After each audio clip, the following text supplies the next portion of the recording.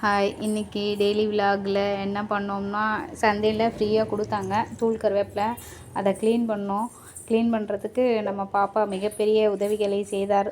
அதனால் இவ்வளோ பெரிய மலையான வேலை கூட சின்ன வேலையாயிடுச்சு. இவங்களுக்கு இதே வேலை தான். என்ன வேலைன்னு பார்த்தோம்னா, டிஸ்டர்ப் பண்ணுவாங்க, ஹெல்ப் பண்ணுவாங்க. இப்போ ஹெல்ப்பு என்ன ஹெல்ப்புன்னு நீங்களே பார்த்துக்கோங்க.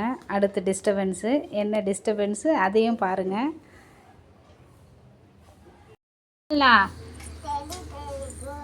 ரெடி ஸ்டெடி கோ.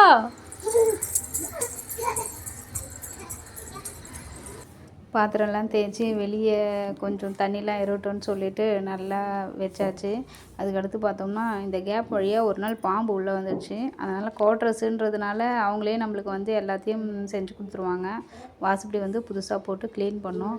அடுத்து மிகப்பெரிய வேலை என்னன்னு பார்த்தோம்னா, இந்த கபோர்டு எத்தனை வருஷமாக மடிக்கலைன்னு தெரியல.